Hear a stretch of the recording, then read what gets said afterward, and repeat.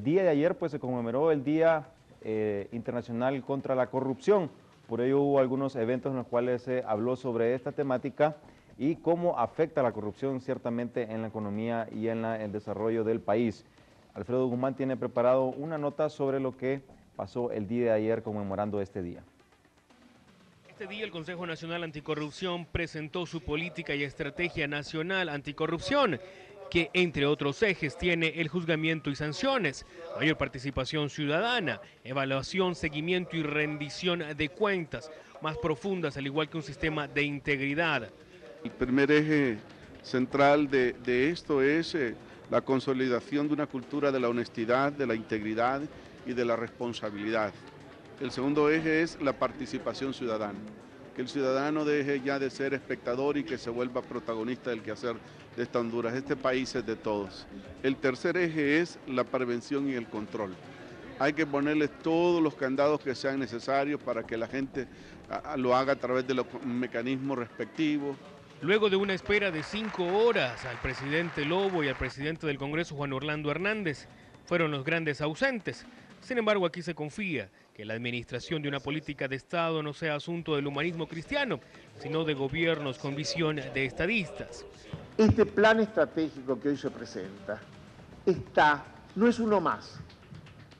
¿Por qué no es uno más? Porque no será una ley más de estas que no tienen dientes, será en todo caso un programa integral de abordaje de un problema que requiere de una política de Estado que pase por varios gobiernos y que sea, como decía hace un rato, un verdadero sistema de integridad. Amnistía Internacional, en esa evaluación que hizo a más de 95.000 personas en el mundo, opinaron que las 3 instituciones más corruptas en el mundo eran los políticos, las iglesias y la empresa privada. De manera que algo hay que pensar sobre ese tema. En el país se necesita enviar señales claras de que se quiere combatir la corrupción. Una buena señal sería castigar con todo el peso de la ley a los corruptos que evaden al fisco. Tendrían que ser multados, castigados, expuestos públicamente, porque ahora hasta la misma religión católica nuestra considera un pecado mortal principal el no pagar los impuestos que uno tiene que pagar. Con ricos y poderosos en la cárcel se sentaría un buen precedente de que en Honduras la transparencia gana terreno.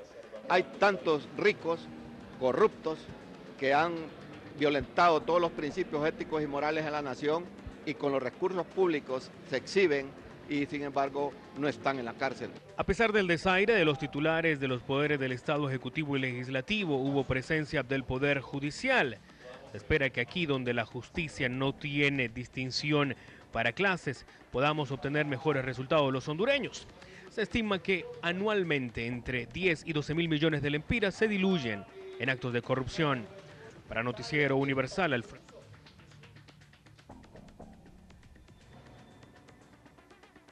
Bueno, y teníamos la ceremonia que se dio en conmemoración al Día Internacional contra la Corrupción.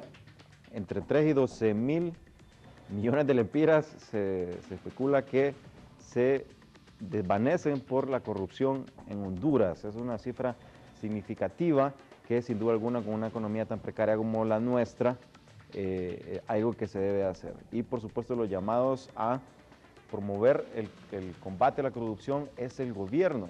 Se espera que se tome medidas para que no haya corrupción en este país, porque eso influye en todos los sectores, incluyendo la economía del país. Y por supuesto se traduce en desempleo, en la apatía de la sociedad para participar en proyectos políticos y provoca pues que las personas estén decepcionadas.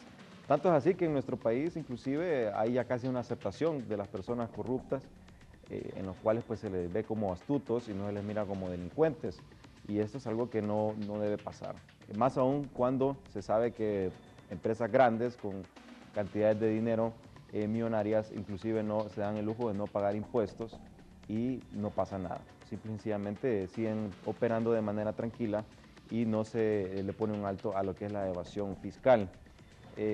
Para hablar, hoy vamos a abordar el tema del salario mínimo y también la situación de la empresa privada en este año, particularmente también con los resultados que se esperan con la nueva creación de o con la aplicación de la ley del empleo temporal, en el cual sabemos que se esperaba la apertura de más de 6,000 plazas en el comercio pues en esta época navideña y de fin de año.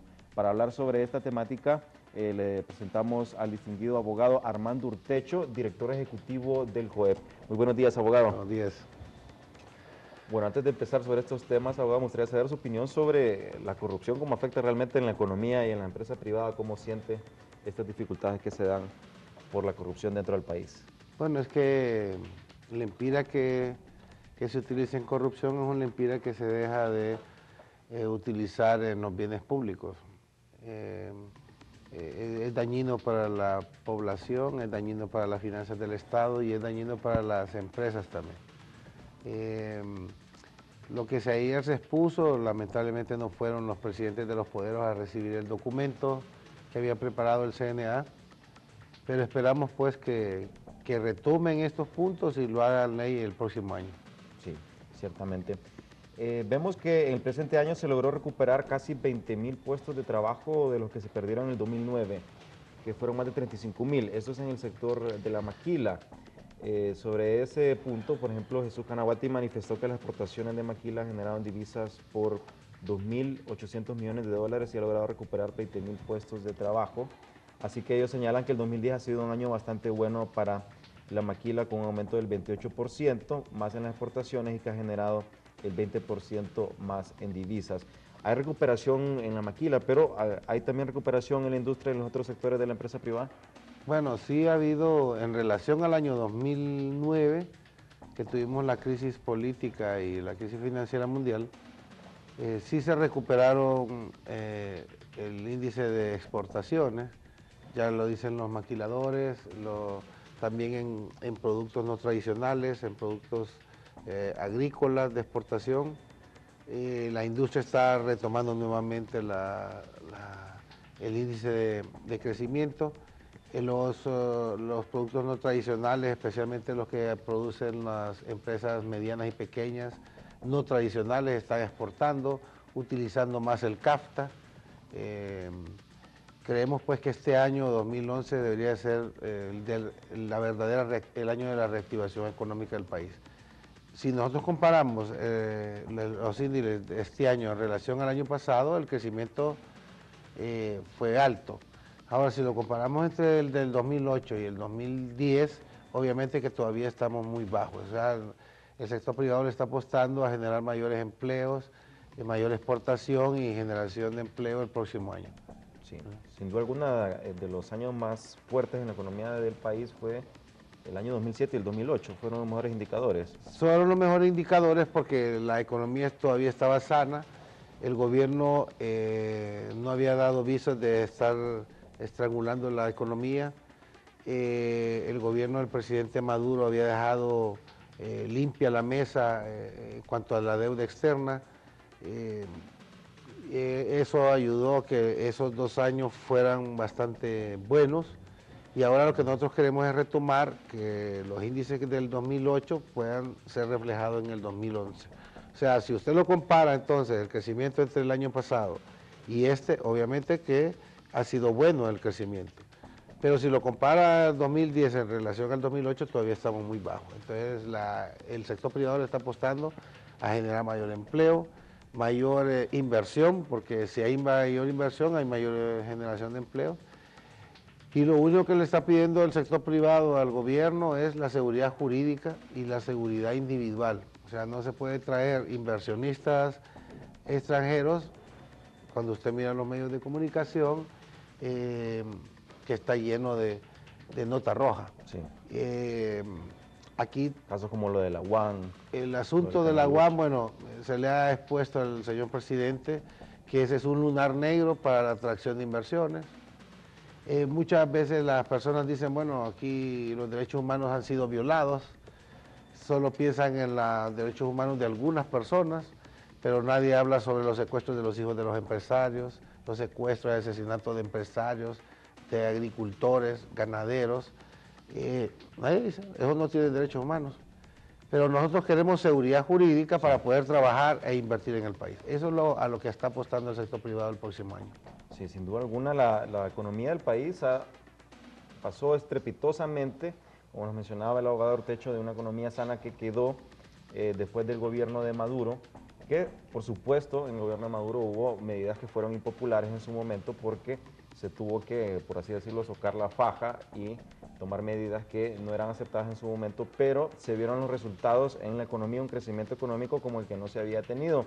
Esto creó que, por supuesto, el gobierno de Zelaya tuviera unos años con dinero, con bonanza, que esa es la primera vez en la historia que un gobierno se recibe no con números rojos, sino con números negros.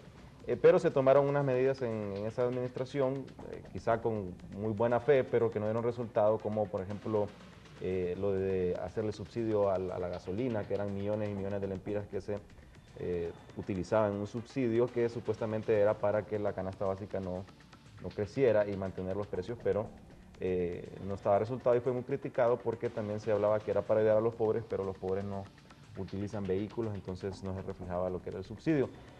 Después pasaron muchas cosas y pasamos de años buenos inmediatamente a las vacas flacas, como le dicen, y el punto más bajo fue la crisis política el año pasado porque se conjuntó la crisis económica mundial con la crisis política del país. Ahora se espera que Honduras se recupere, sabemos que es un trabajo muy arduo, pero por ejemplo el Fondo Monetario Internacional ya es un respiro para la economía, el acuerdo que se ha firmado, pero han estado monitoreando también cómo se está desarrollando la política del país. Recordamos que a inicio de este año se dieron unas medidas fiscales, el famoso paquetazo. ¿Existe temor de la empresa privada de que haya un nuevo paquetazo para el próximo año? Bueno, el temor está siempre. Si usted revisa el presupuesto general de la República que aprobó el Congreso y que no ha salido publicado todavía, no está claro de dónde van a tomar los fondos para pagar ese creciente aumento de empleados públicos. Y el problema no es tanto del número de empleados públicos, sino que cada vez la masa salarial es más alta, cada vez hay mayores presiones. Los maestros están pidiendo aumento, los médicos están pidiendo aumento, o sea, todo el sector público está pidiendo aumento. Sin embargo, no se dice de dónde va a salir ese pago de esos aumentos. Esa preocupación que tiene el sector privado es porque en algún momento del próximo año, en el primer trimestre, tendrá que hacer algún tipo de ajuste. Si usted revisa que va a haber indexación para estas nuevas negociaciones del salario mínimo, va a haber una indexación, porque la desindexación solamente para el aumento que hubo ahora en septiembre, o sea, emitido en octubre. Pero el gobierno no dejó derogado ese artículo de los estatutos del docente, por ejemplo, que la indexación es inmediata. Si hubiera eliminado de tajo, o sea, lo hubiera derogado totalmente, no habría esa presión y el gobierno podría hacer sus propios ajustes. Sin embargo, cualquier lempira que se aumente en la Comisión de Salario Mínimo va a estar reflejado en el presupuesto general de la República. Y ahí, si usted revisa, no hicieron previsiones de que puede haber o no aumento al salario mínimo para los trabajadores del sector público. Si antes de pasar a este tema interesante sobre la próxima negociación del salario mínimo, que se espera que ya el lunes o martes se dé vía decreto la instalación oficial de la comisión tripartita para la negociación del salario mínimo. Antes de ir a este tema, me gustaría consultarle sobre el punto del Fondo Monetario Internacional. Sabemos que durante el gobierno de Zelaya pues no se llegó a ningún acuerdo, inclusive se llegó a decir de que no necesitábamos del Fondo Monetario Internacional y que no importaba que no tuviéramos un acuerdo con ellos, pero ya se ha visto de que sí es necesario tener este acuerdo y por supuesto este gobierno ha logrado ya tener un acuerdo stand-by. Pero el asunto no termina ahí, sino que el acuerdo da exigencias al gobierno que son a manera de recomendaciones de la política, cómo se debe manejar la política económica del país. Siempre se dice de que la economía pues debe haber una austeridad por parte del gobierno, contener la masa pública y el gasto corriente, y esto fue firmado hace algunos meses. Existen estas exigencias, el Fondo Monetario Internacional continuamente está monitoreando si se están siguiendo todas estas recomendaciones. Pero al solo firmar este acuerdo, hemos visto que ha pasado por ejemplo, el aumento del salario mínimo, a pasar